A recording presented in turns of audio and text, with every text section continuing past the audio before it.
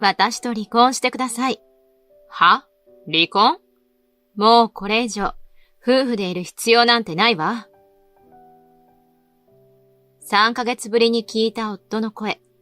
結婚してからというもの、亭主関白に表変し、私に嫌味を言い続けてきた夫。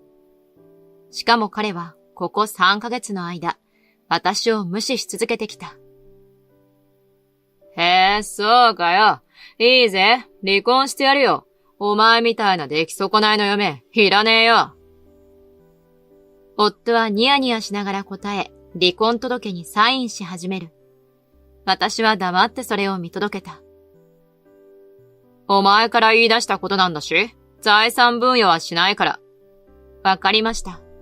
ずいぶん素直じゃないか。しかし惨めだね。貯金もない、家族もいないバツイチのお前は、これから天涯孤独になるというわけだ。この先どう生きていくか見ものだな。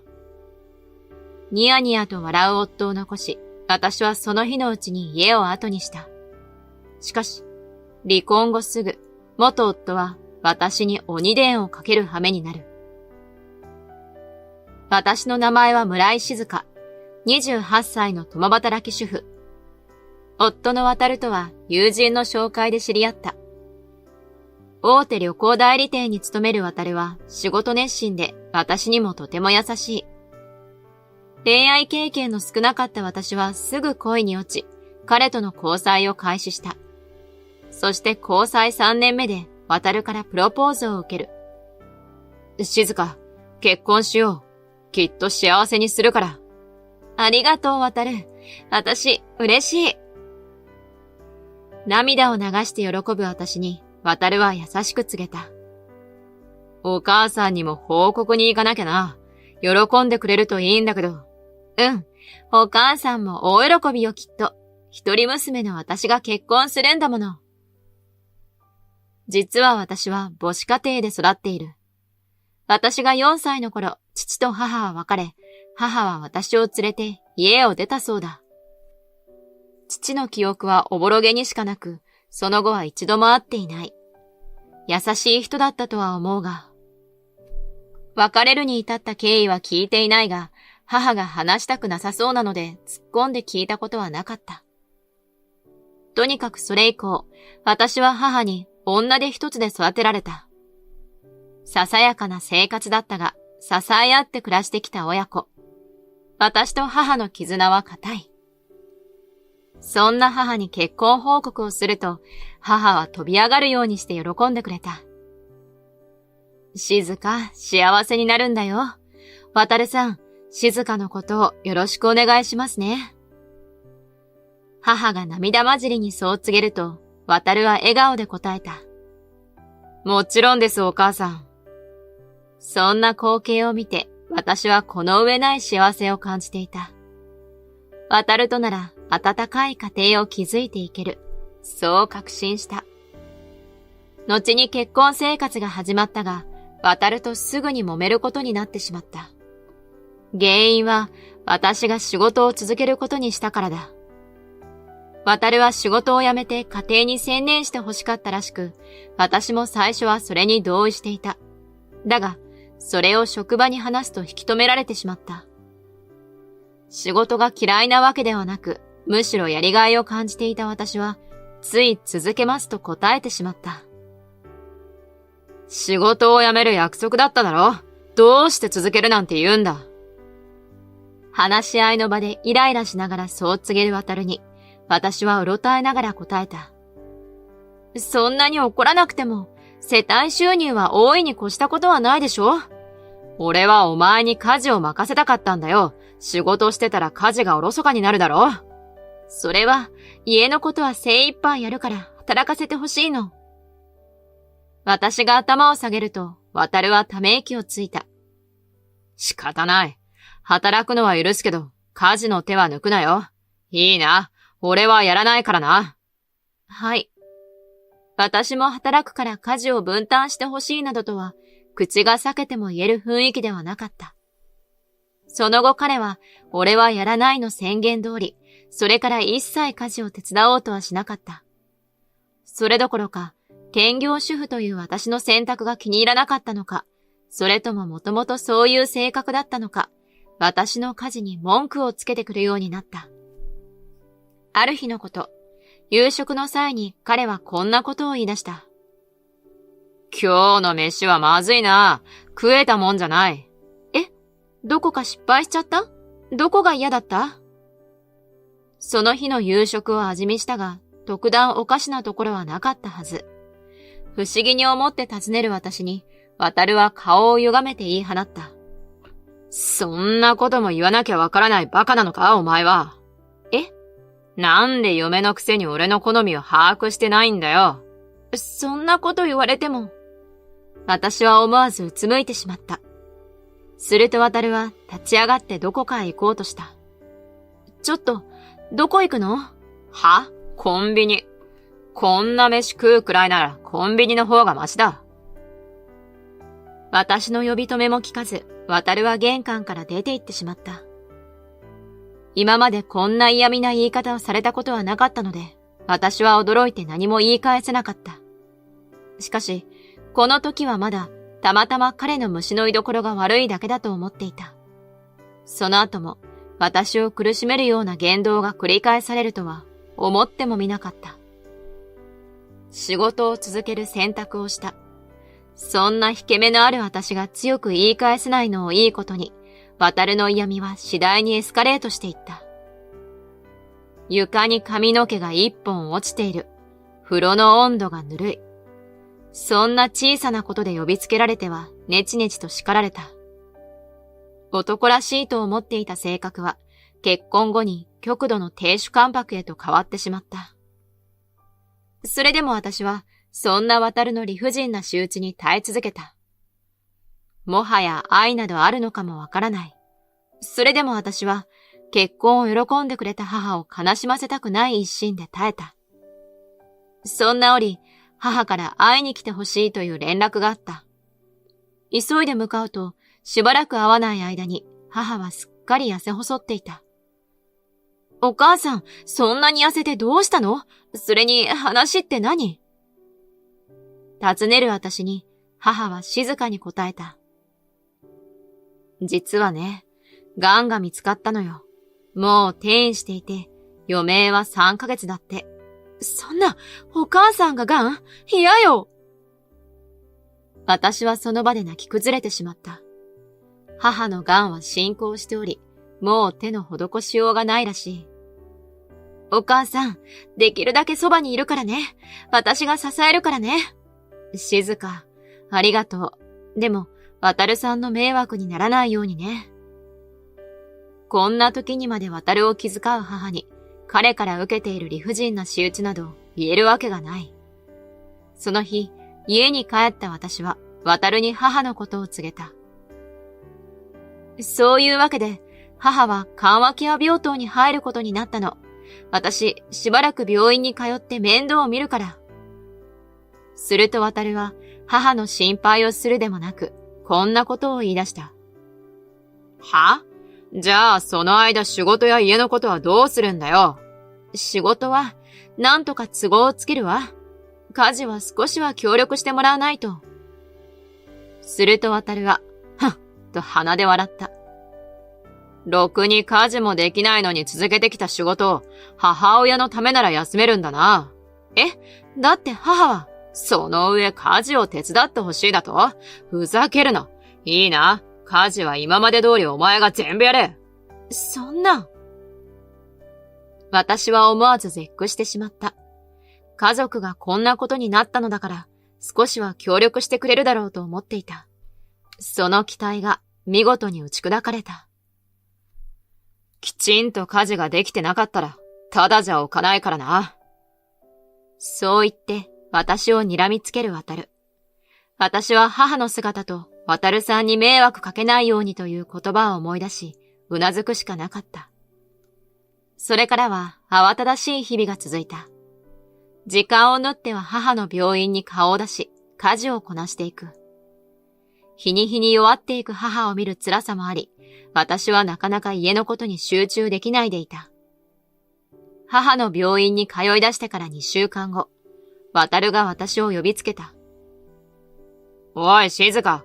俺のシャツにアイロンがかかってないぞ。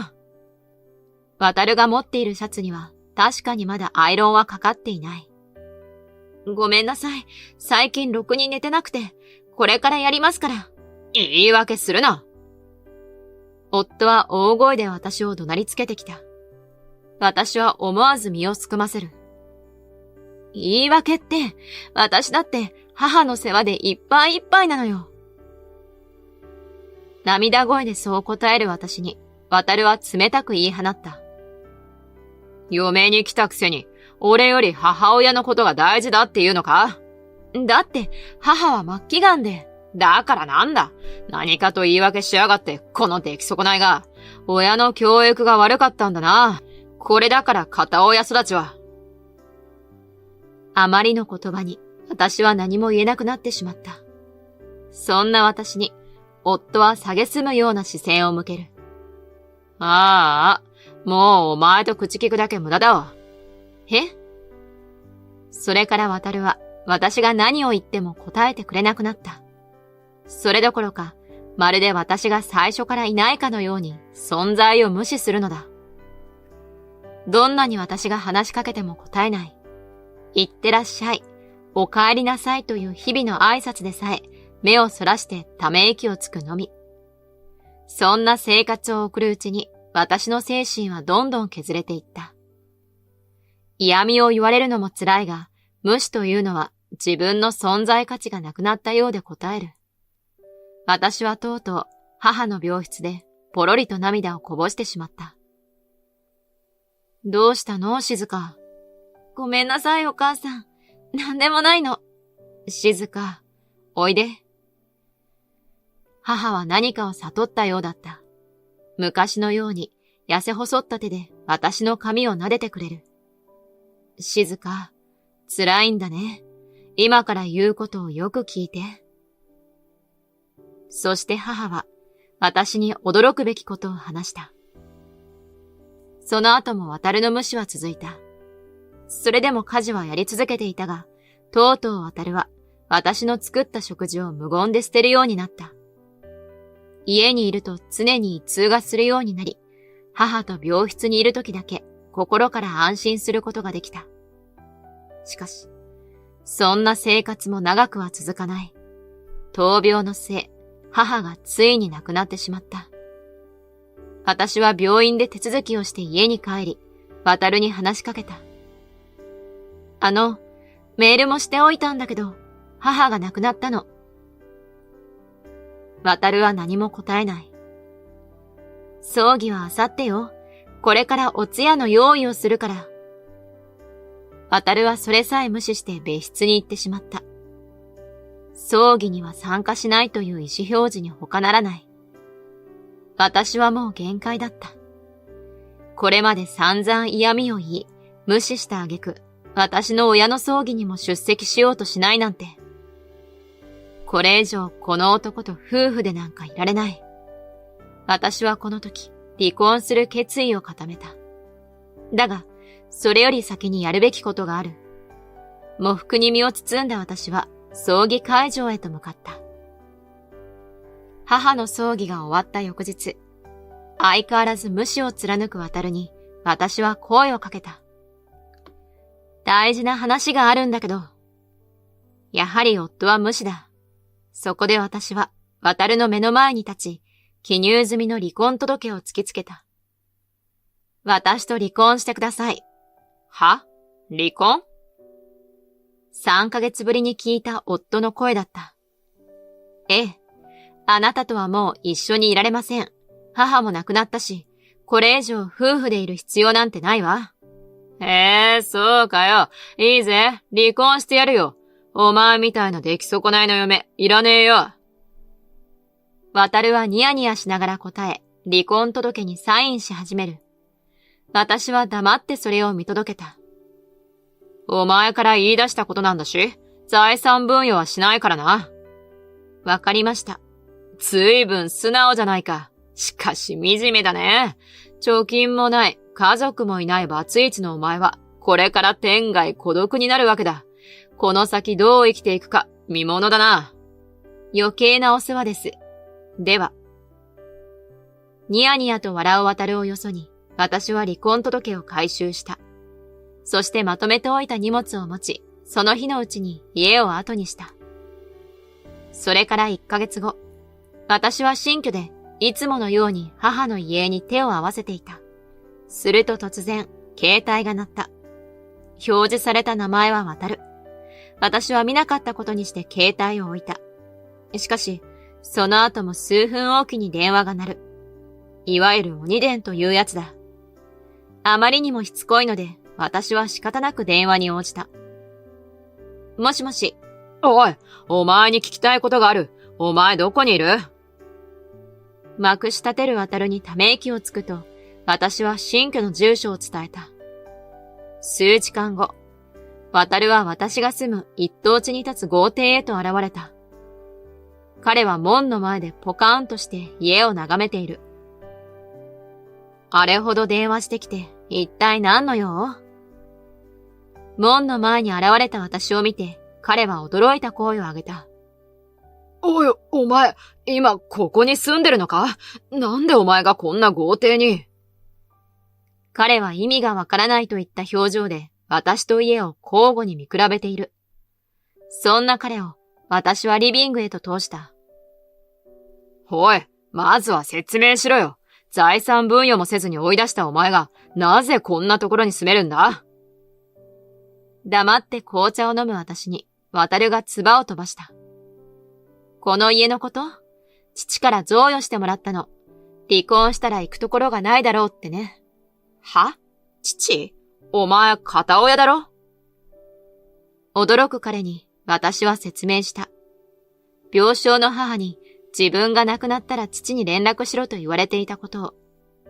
実は父はかなりの資産家で家政婦をしていた母と恋に落ち、私が生まれたのだ。しかし父の両親は身分違いの結婚を許さなかったらしい。母に嫌がらせを続け、とうとう母は体調を崩してしまう。私に嫌がらせの矛先が向かないよう、もう二度と関わらないと約束し、家を出たそうだ。両親の手前、父は母と関わっていないように見せていたが、実は母とずーっと連絡を取り続けていた。必要な時には資金援助もしていたらしい。私が結婚生活に悩み、傷ついていることを知った母は、私に父の連絡先を教えてくれた。後に私と父は母の葬儀で再会した。ずっと会いたかった。父は泣きながら私を抱きしめてくれた。反対していた両親もすでにいないので、これからは味方になると約束してくれた。私は渡に受けていた仕打ちを話し、彼と離婚したい旨を告げた。すると父は私の目を見て言った。離婚したらすぐに住める家を用意しよう、と。そういうわけで、私はこの家に住んでいるというわけ。天涯孤独でもないし、仕事も続けてるし、お金に困ってるわけでもないわ。残念だったわね。惨めな姿が見られなくて。ひょうひょうと告げる私に、渡は唇を噛んで悔しそうな顔をしている。しかし彼はすぐに話題を変えた。お前の事情はまあいい。今日来たのは別の件だ。お前、柏木リゾートっていう全国展開している高級宿泊施設を知ってるか？俺の会社の得意先なんだが、急にうちとの契約を切るって言い出したんだよ。へえ、それが何か？向こうは俺に原因があるって言うんだ。仕事でミスしたわけじゃないので理由を尋ねたら、離婚した元奥さんに聞いてみろって。一体どういうことなんだよ。それを聞いた私はクスクスと笑った。渡はまだポカーンとしている。なんだよ一体、どういうことだ？柏木リゾートの会長の名前、誰か知ってる？は？確か、柏木商事だけど。それ、あの人よ。私が指さした先には、私の父が立っていた。は？柏木会長がなぜここに？渡は驚愕の表情で立ち上がった。それを受け、父が咳払いして答える。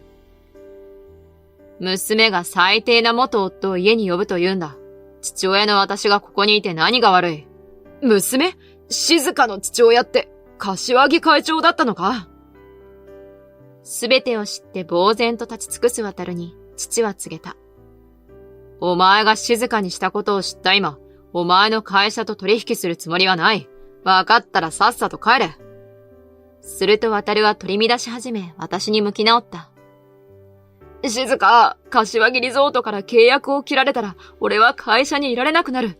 どうかお父さんに考え直すように言ってくれ。それから俺たちやり直そう。今度こそ幸せな家庭を築こう。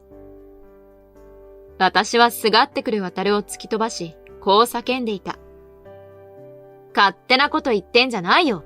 あんたが私にした仕打ちを誰が忘れるもんか。やり直すなんてまっぴらごめんよ。絶対に許さないからね、このクズ。そんな。涙と鼻水まみれでうなだれる渡。父はそんな彼の首根っこをつかむと家から追い出した。後に渡は責任を取る形で会社を解雇。それに関連し、私にしてきたことも社内で噂となり、もう同業他社へは転職は難しいという。彼は今、ボロアパートに転がり込み、転職活動に明け暮れているとか。プライドの高い彼にはかなり応えるだろうが、せいぜい自分の行いを反省しながら生きていってほしいと思う。一方の私はというと、父のくれた豪邸に住みながら、引き続き仕事を頑張っている。父との関係は良好で、いつも何かと援助をしようとしてくるのは困りものだが、それでも家族がいるというのは嬉しいものだ。父が最近、会社のお気に入りの部下と見合いをしないかと私に持ちかけてきた。写真を見ると誠実そうな人だったので、今度会ってみるつもりでいる。これからは家族に感謝しながら自分の人生を明るく切り開いていきたい。